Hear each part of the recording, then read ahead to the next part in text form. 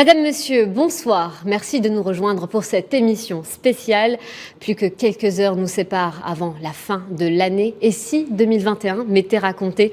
Dans cette émission, nous reviendrons sur les faits marquants de 2021. Une année riche en actualités internationales, procès historiques, incidents diplomatiques, crise sanitaire, mais pas que. Une économie florissante et d'autres bonnes nouvelles sont venues marquer notre année. L'année qui s'achève a été forte donc en événements. Pour en parler ce soir, nous recevons Monsieur Ben Ali Sassi, politologue. Bonsoir, monsieur. Bonsoir.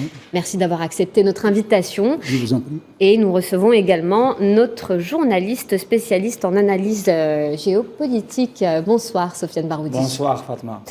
Donc, nous allons passer un bout de soirée ensemble en ce 31 décembre 2021. Et avant de commencer le débat, je propose un récapitulatif histoire de se mettre un peu dans le bain. Khaledine Battash revient pour nous sur cette année charnière pour le monde. On regarde. L'année 2021 nous en a fait voir de toutes les couleurs, qu'il s'agisse de pandémie, de rebondissements sur le plan politique et économique ou encore des sautes d'humeur de mère nature, le monde n'a pas chômé. Flashback sur les principaux événements qui ont marqué l'an 1 du calendrier post-Covid-19. En politique, le 1er janvier 2021 est déjà synonyme d'un grand bouleversement dans les relations géostratégiques. Divorce consommé entre Bruxelles et Londres. L'Union européenne ne comptait officiellement plus que 27 pays. Né quelques années auparavant, le Brexit entrait en vigueur sous Boris Johnson et la Grande-Bretagne disait au revoir à une Europe dont la politique ne servait plus ses intérêts. Fin d'une ère en outre-Manche, début d'une autre en outre-Atlantique. À peine quelques jours après le Brexit, la page Donald Trump se tourne aux États-Unis avec la victoire de Joe Biden qui entrait à la Maison-Blanche après sa victoire aux élections présidentielles américaines. Le bureau ovale redevient démocrate. Mais le chapitre fin de règne ne prend pas fin pour autant. L'Allemagne disait également adieu à un personnage qui aura marqué les 16 dernières années de son histoire.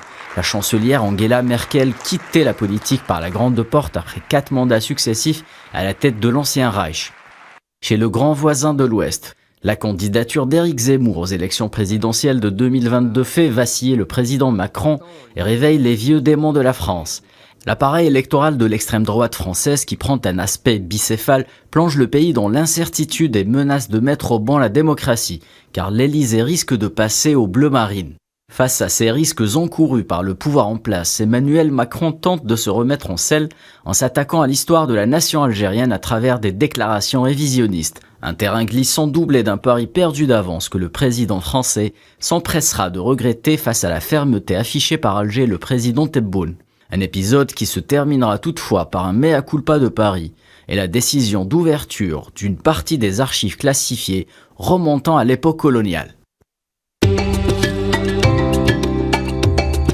Et c'est ainsi qu'en 2021, le continent africain n'est pas non plus épargné par les chamboulements tous azimuts, à commencer par l'annonce de l'Algérie de rompre ses relations diplomatiques avec le Maroc à la suite d'une énième agression de la part du Merzen, qui venait tout juste de vendre son âme au diable en officialisant la normalisation de ses relations avec l'entité sioniste. Affirmant son attachement viscéral à la défense des causes palestiniennes et sahraouis, Alger prendra d'autres décisions souveraines vis-à-vis d'un Merzen dépassé par les événements, à l'image du non-renouvellement du contrat relatif au gazoduc Maghreb-Europe.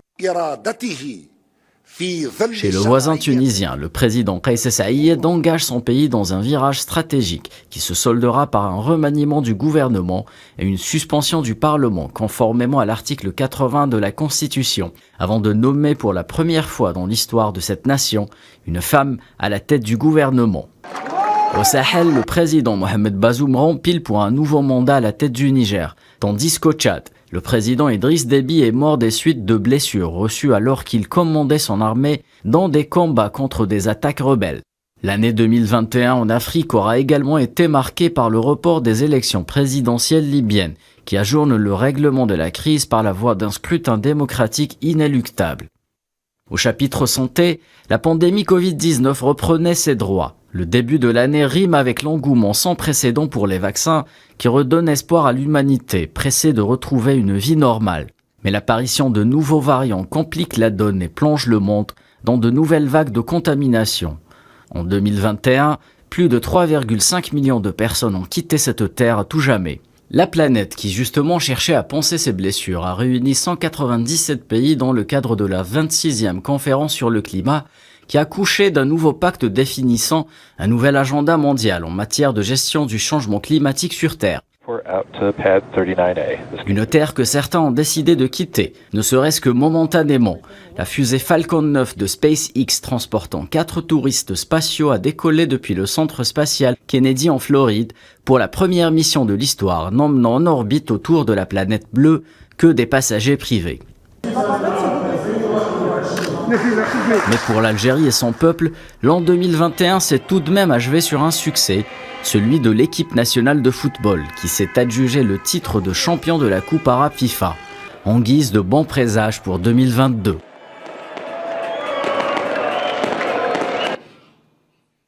On vient de parler entre autres d'élections américaines ou encore de crise diplomatique. Nous avons sur le plateau donc Sofiane Baroudi, journaliste, analyste géopolitique avec nous pour décrypter et approfondir avec nous quelques événements phares de cette année. Bonsoir Sofiane. Bonsoir Fatma. Donc après le tour d'horizon assez complet fait par notre collègue Kherdin, moi je vais me concentrer sur une analyse, je vais tenter une analyse géostratégique globale en partant de l'événement principal de l'année 2021 qui a été ouverte justement par une grande discorde électorale aux États-Unis. Très bien. Justement, les États-Unis, le plus grand pays du monde, la première puissance mondiale, est un pays de poids très très important pour les rapports géopolitiques internationaux. C'est-à-dire que les élections américaines, surtout les dernières, étaient un événement géopolitique suivi absolument par tout le monde. Pourquoi? Parce que ces élections pouvaient déterminer le sort de la planète sur plusieurs dimensions.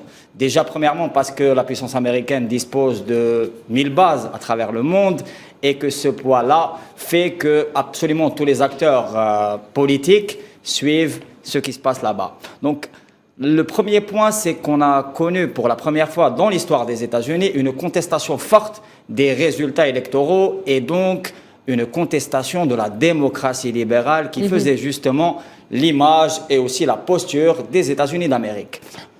Je m'explique. C'est-à-dire que le candidat Trump en lui-même, qui voulait rempiler, et après 5 ans d'un mandat très très controversé, pour d'innombrables raisons. Déjà pour l'orientation, on va dire, politique un peu dissonante qu'il défendait, une orientation très très à droite, décrite par certains comme étant proto-fasciste et soutenue par des groupes qui sont des groupes, pour l'essentiel, des groupes violents. On citera par exemple le dernier événement qui est l'assassinat de George Floyd qui a fait justement, qui a conduit à l'émoi de la planète entière, justement par rapport au fait que la violence raciste continue dans ce pays-là. Et justement, le hashtag Black Lives Matter est venu inonder les réseaux sociaux avec des publications de carrés noirs également.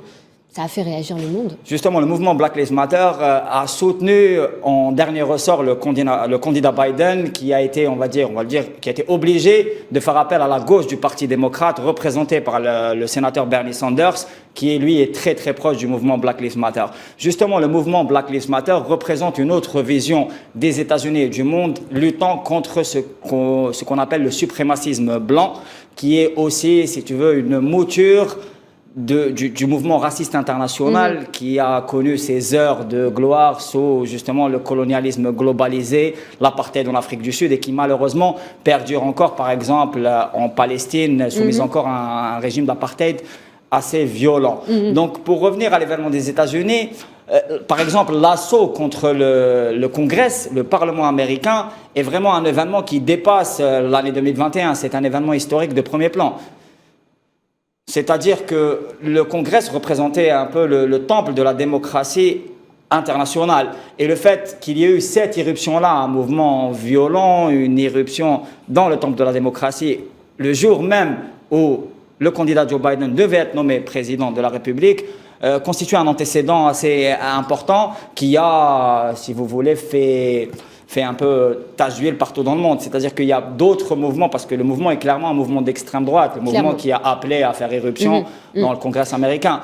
C'est-à-dire que ça crée des émules un peu partout dans le monde, par exemple en Europe où il y a des mouvements proto-fascistes, des mouvements d'extrême droite. Et justement, on va se diriger à présent en Europe. Cette année, on va se concentrer peut-être sur la France où on a vu l'extrême droite, 2 candidats d'extrême droite se présenter pour les présidentielles. Justement, le contexte préélectoral en France est marqué par, on va dire qu'il y a une inspiration de ce qui s'est passé aux États-Unis et une multiplication des candidatures d'extrême droite.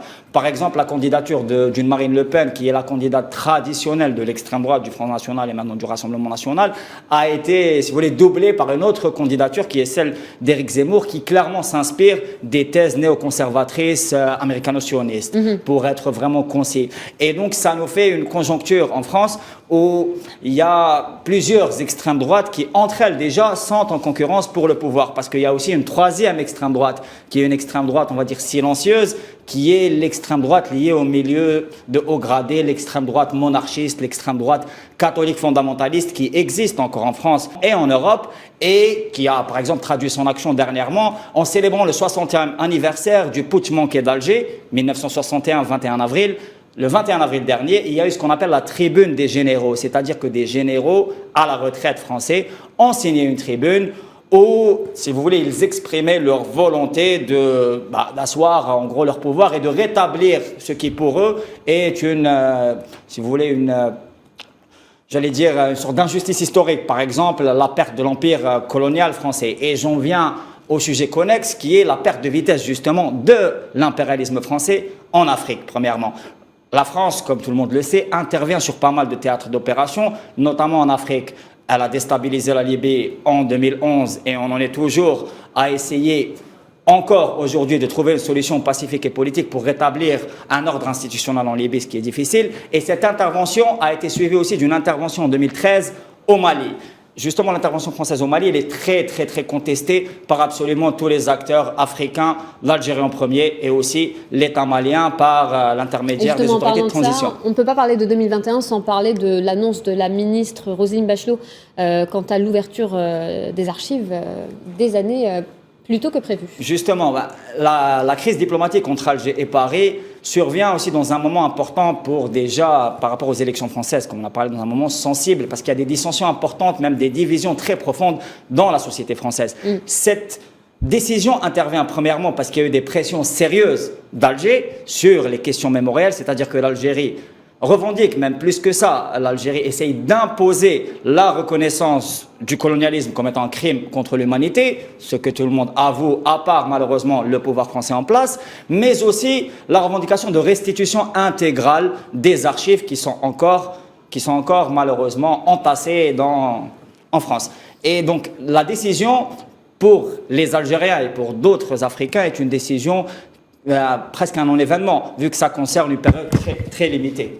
Excellent. Merci Sofiane Baroudi pour cette analyse géostratégique. Je vais m'adresser à présent à M. Benali Sassi. Je le rappelle, vous êtes politologue. Donc ma première question, on va s'intéresser peut-être à cette tension sino-américaine. Qu'en pensez-vous? Est-ce qu'on va vers une guerre froide ou pire? Le problème des Occidentaux, en premier lieu les États-Unis. À un moment donné, évidemment, ils croyaient que la Chine, c'était un grand marché. 1 milliard et quelques de consommateurs. Et il y a eu un transfert de technologie. Plus tard, la Chine, en tant qu'évidemment, en mélangeant un peu du confucianisme dans le communisme, elle s'est démarquée de tout le monde. Et elle est devenue puissance incontestable dans ce monde-là. Et depuis, les Américains, même les Européens, craignaient un hégémonisme ou bien la prise d'une grande part du marché mondial par la Chine. Ce qui fait peur à ces pays-là, et en premier lieu les États-Unis, c'est un hégémonisme plus chinois qu'autre chose. Et c'est pour ça que les Américains, ils critiquent, et ils font tout pour occuper la première place mondiale. Et ils ne veulent pas qu'on conteste l'hégémonisme américain. Ça va durer dans le temps. Ça va durer, ça a commencé, ça va durer. Et surtout depuis le président Trump, ça a commencé, cette guerre entre les deux pays, parce que Trump c'est un libéral, Et la Chine, évidemment, qui produit pour tout le monde, se trouve un peu bousculée par les Américains. Il y a aussi un autre problème qui est intervenu, c'est celui de la Covid-19. Oui. Ça a été évidemment une occasion pour les Américains de critiquer les Chinois, d'accuser les Chinois d'être derrière toutes les maladies, parce qu'il y avait eu déjà, à un moment donné, SARS-CoV-1, et maintenant la SARS-CoV-2, et ainsi de suite. Et ça a commencé, mais avec la Covid-19, tout le monde s'est trouvé devant un besoin de produits, tout ce qui est sanitaire, tout ce qui est bavette, et ainsi de suite.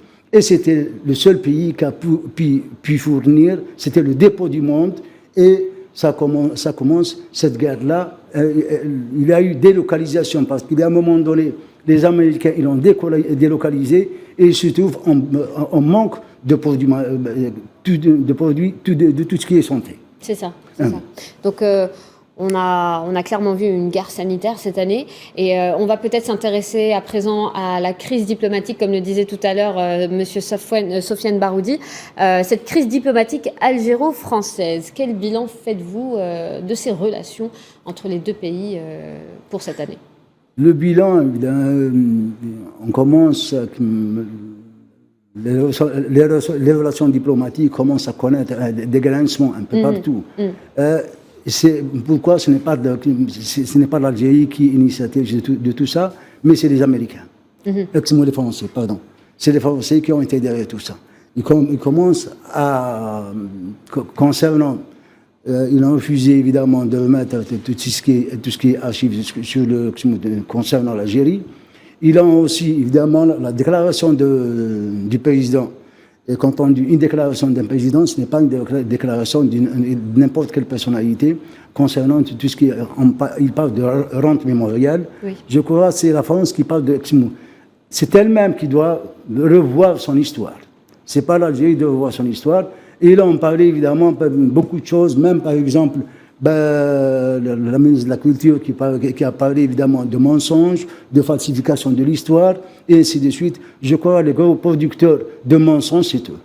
Et l'Algérie, qu'est-ce qu'elle veut? Elle ne veut rien d'autre que la remise ou la restitution des archives depuis 1931. Ça, c'est ce que l'Algérie demande.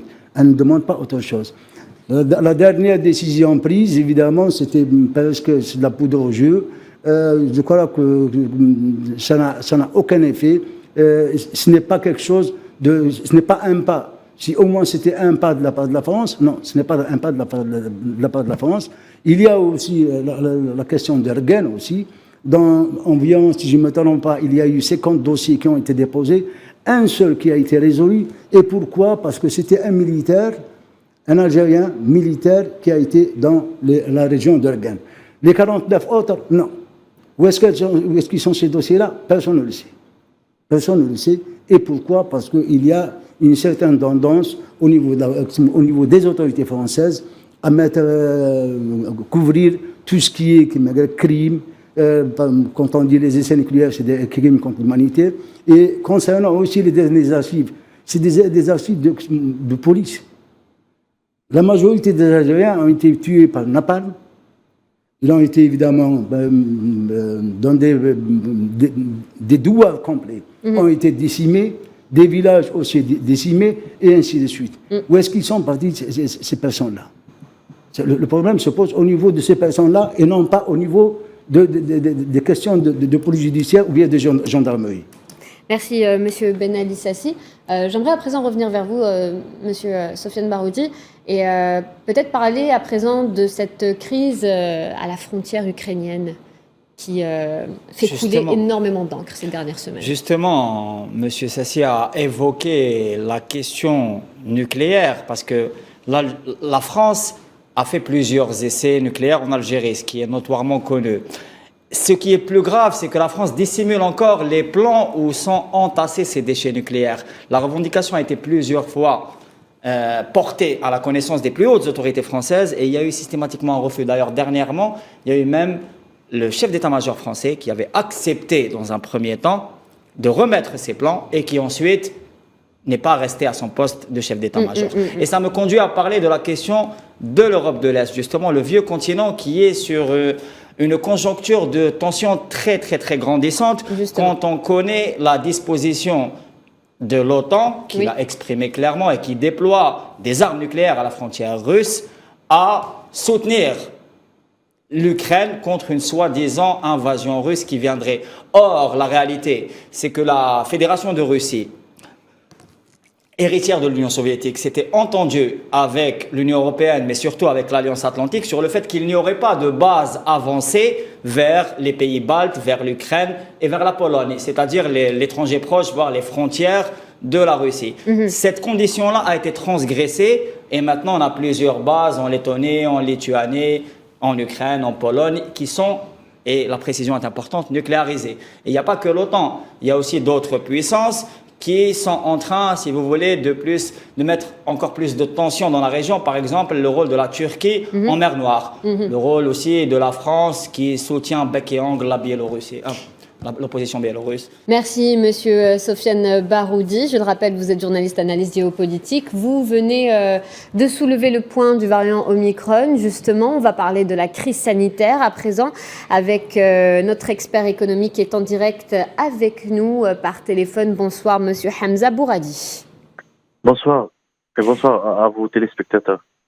Donc nous faisions un récapitulatif justement sur les faits marquants de cette année 2021. On ne peut parler de cette année sans parler de crise sanitaire. Quel a été l'impact économique justement très rapidement sur le monde avec cette crise sanitaire? Certainement, le monde avant et après Covid-19 n'est pas le même. On a vu un bouleversement sur tous les indicateurs économiques, y compris les grandes puissances économiques.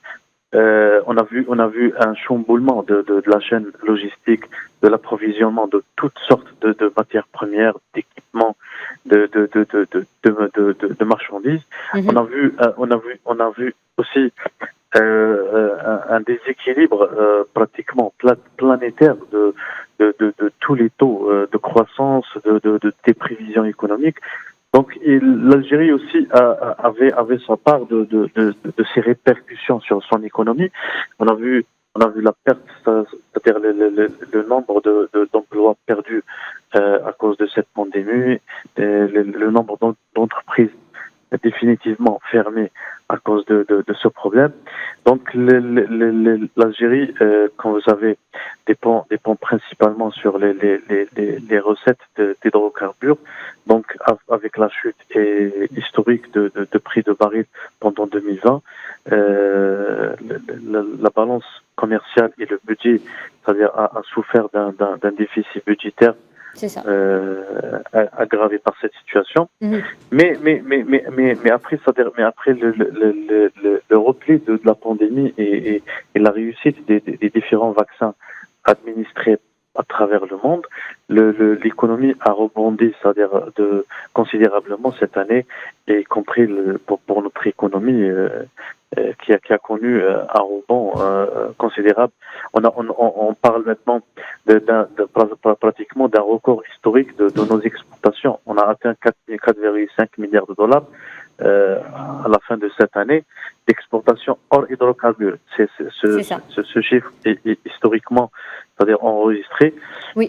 On parle aussi on parle de la balance commerciale qui a connu aussi une amélioration de déficit de 10 à 1 milliard de dollars. Donc c'est vraiment important. Il y a plusieurs indicateurs économiques qui sont en faveur de cette amélioration économique du pays. Excellent, merci Monsieur Bouradi. Nous revenons vers vous dans un petit instant pour d'autres questions avec notre chroniqueuse qui nous rejoindra sur le plateau. Et on va continuer à parler de crise sanitaire cette fois-ci avec le professeur Rieti qui est président de la Fondation pour la promotion de la santé. Il nous fait un récapitulatif justement de cette crise sanitaire 2021. On écoute. Oui, on peut dire que la pandémie du Covid-19 a surpris la plupart des pays du monde. Cette surprise a été ressentie parfois, elle a dépassé les potentialités du pays.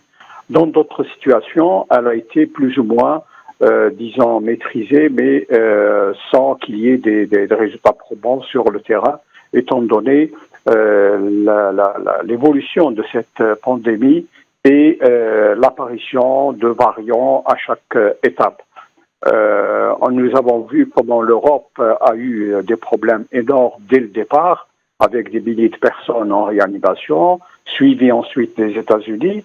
L'Afrique est restée, disons, en marge de cette confrontation, si on veut utiliser ce terme, contrairement à l'Amérique latine, qui a eu beaucoup de problèmes à endiguer les premières épidémies. Nous l'avions dit donc un peu plus tôt dans cette émission, l'Afrique n'a pas manqué de marquer l'actualité en cette année 2021.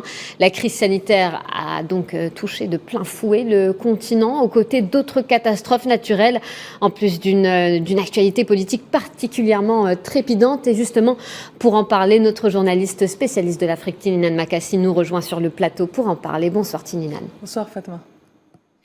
Donc cette année, 2 728 602 cas enregistrés au 1er janvier 2021 en Afrique. Exactement Fatma, le virus n'a pas manqué de faire son passage en Afrique, il a fait le tour du monde et il a posé bagage en Afrique aussi. Cela dit, à mon sens, ce qu'il fallait retenir de cette année 2021 concernant la crise sanitaire et le Covid-19, c'est l'incroyable solidarité dont ont fait preuve les peuples africains. D'ailleurs, les États n'ont pas été en reste de cette solidarité en mettant en pratique la coopération sud-sud et l'entraide entre les pays africains. L'Algérie d'ailleurs a été à l'avant-garde de cette coopération sud-sud dans le cadre de la lutte contre le Covid-19.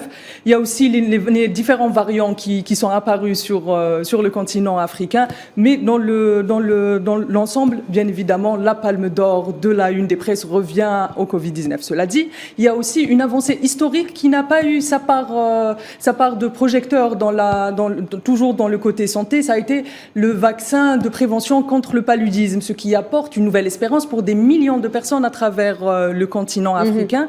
Aussi, il y a d'autres. On a parlé d'autres virus d'autres virus et d'autres maladies qui sont naturellement affiliées à l'Afrique, tels que le VIH et la fièvre jaune, qui, à mon sens, sont restés vraiment marginales et propres à l'Afrique tropicale. Donc il n'y a pas eu que des problèmes sanitaires sur le continent cette année, Tininen. Des catastrophes plutôt naturelles ont également impacté plusieurs pays. Effectivement, Fatma, les calamités naturelles ont été au rendez-vous cette année 2021. Notamment, on peut parler notamment de la sécheresse que connaît actuellement le Sahel. D'ailleurs, la sécheresse au Sahel est au cœur des enjeux climatiques aujourd'hui dans le continent africain. Il y a aussi une autre sécheresse qui a marqué cette fin d'année, c'est la sécheresse qui est en Afrique australe, notamment au sud de Madagascar, qui menace de famine les populations de cette zone-là. Et comme chaque année, l'actualité politique était trépidante. Qu'est-ce qu'on peut retenir finalement de l'actualité politique en Afrique cette année, Tini? Avant de parler de l'actualité politique en Afrique, j'aimerais parler justement du réchauffement climatique, toujours dans le cadre des calamités. Aujourd'hui, l'Afrique est en train de traverser une vague de changement climatique. D'ailleurs, toutes les catastrophes naturelles qu'on est en train de voir aujourd'hui sont dues à ce changement climatique. Sauf qu'un autre événement a montré que l'Afrique n'a qu'une empreinte de 5% d'empreinte carbone. L'empreinte carbone africaine n'est que de 5%, alors qu'aujourd'hui, elle est catalyseur de l'économie mondiale. Et le continent africain est en train d'être bloqué dans la transition énergétique par les grandes puissances. Et les militants écologistes et les dirigeants africains le rappellent encore une fois, aux grandes puissances qui mettent barrage à la transition énergétique en Afrique, l'Europe et les pays occidentaux et les grandes puissances doivent payer leur redevance au continent africain. Bien évidemment, l'actualité politique a été trépidante, fidèle à elle-même. L'Afrique a vu pas mal d'élections cette année. Exactement. Il y a eu 9 échéances quand même au rendez-vous. On a eu un nouveau président à la tête du Niger, en Ouganda. Cela dit, Idriss Déby a été réélu puis assassiné quelques jours plus tard. Réélu le 11 avril et assassiné le le 20 avril. Il y aura aussi d'autres coups de force dans le continent africain, notamment au Soudan, mais aussi un nouvel homme fort à la tête du Mali, dans la personne de Goïta. Cela dit, mais en parlant toujours dans des présidents, d'autres anciens présidents ont marqué l'actualité. On peut notamment parler de Jacob Zuma, qui promet de se représenter pour les élections prévues en 2025 au Côte d'Ivoire, mais aussi Jacob Zuma, qui a dû faire face à la justice sud-américaine, qui l'a condamné à 15 mois de prison pour outrage à la justice. Tinine, et puis ce fait marquant qui a suscité de vives réactions de la part de la communauté internationale, l'octroi du statut d'observateur à l'entité sioniste par le président de l'Union africaine.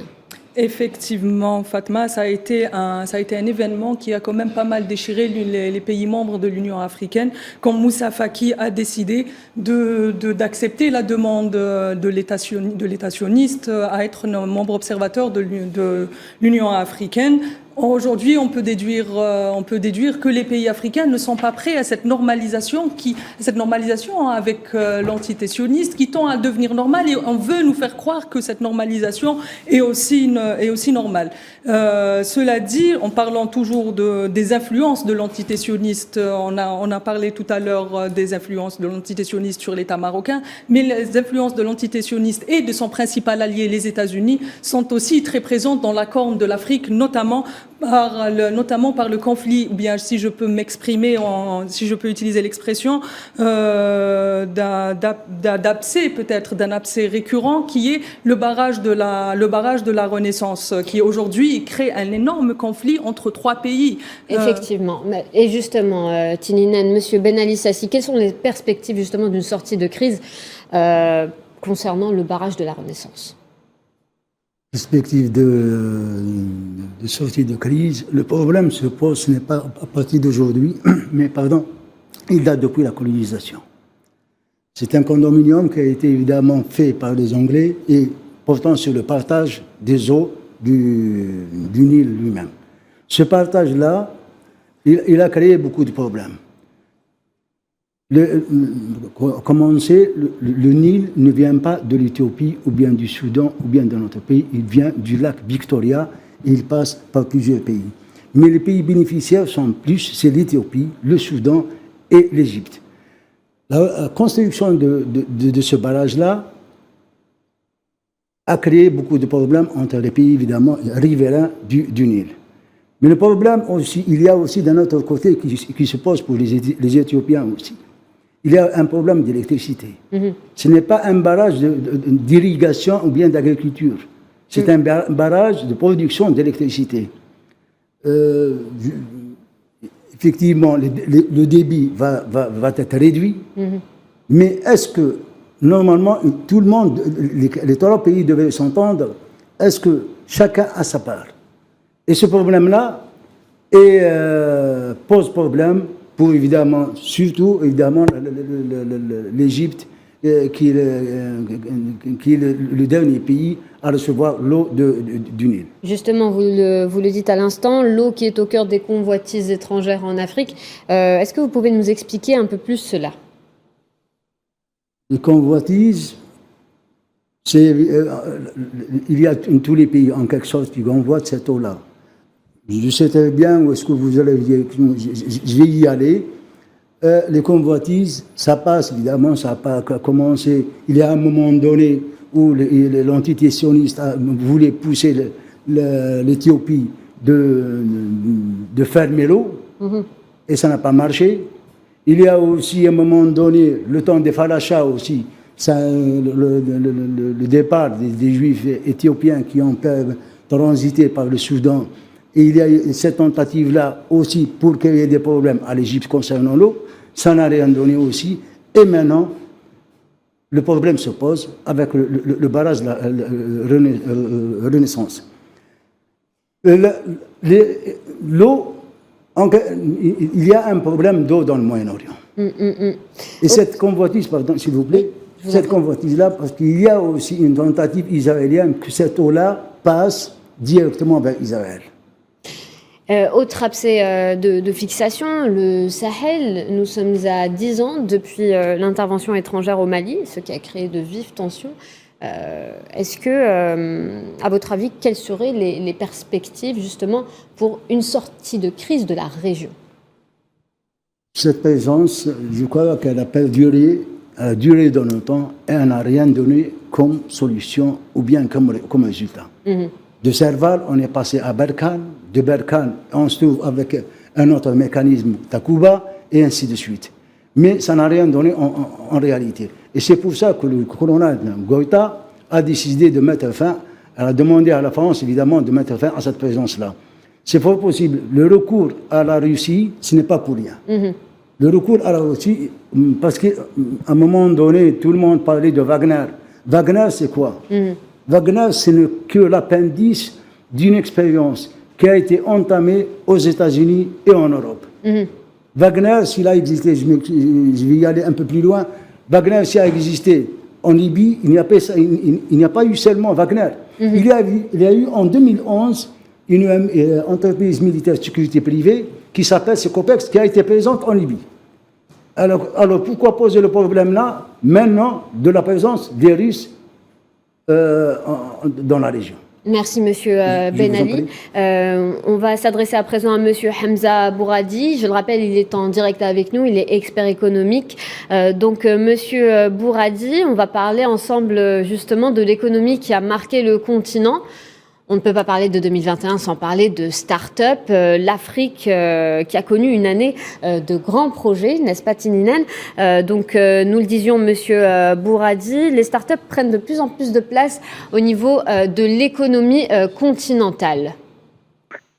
Exactement. Le continent africain, comme vous le savez, dépend essentiellement sur 3 ou 4 secteurs phares qui alimentent leurs recettes. C'est les matières premières, l'exportation des matières premières, c'est les hydrocarbures, les autres métaux précieux, le secteur agricole, le secteur aussi de touristique. Donc on est en train de voir une sorte de naissance de ce dynamisme qui penche vers cette jeunesse, qui crée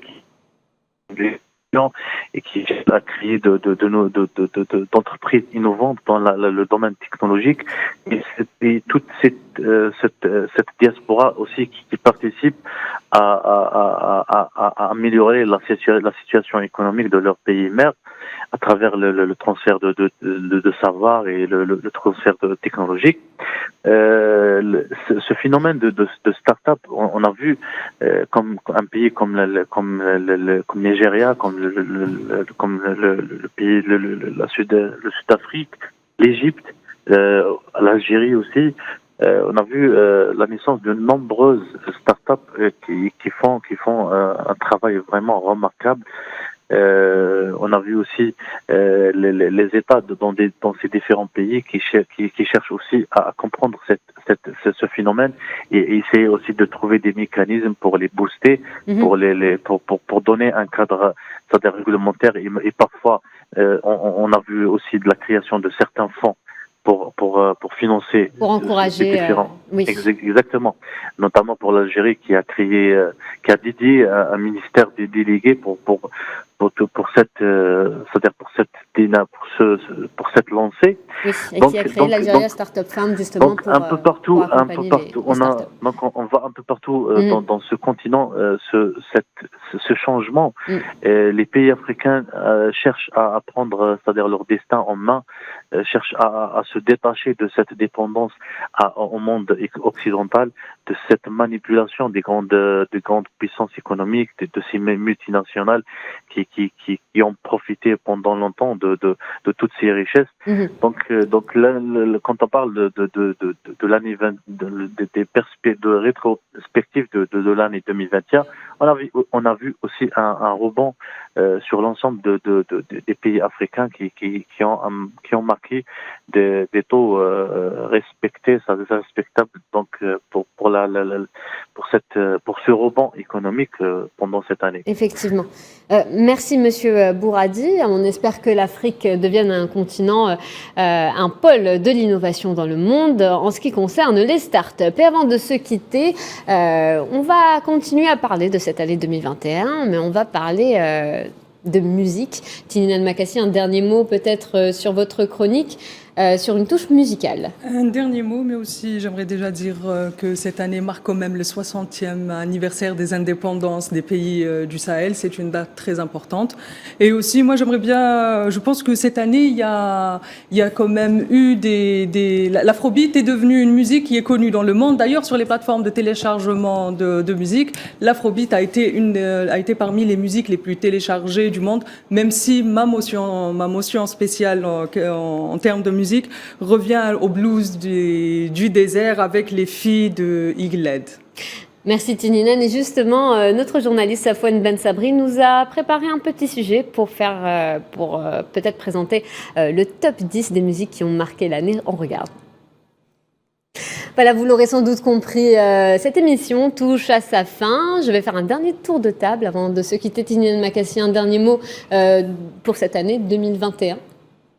Pour cette année, pour la fin de l'année 2021 et le début 2022, je souhaite à tous les Africains un nouvel an, enfin une année comme celle 2021, remplie de perspectives et des visions d'avenir. Et je pense que l'avenir est à nous, Africains. Merci Tininen. Monsieur Ben Ali Sassi, vous nous avez accompagnés durant toute l'émission. Un dernier mot avant de se quitter?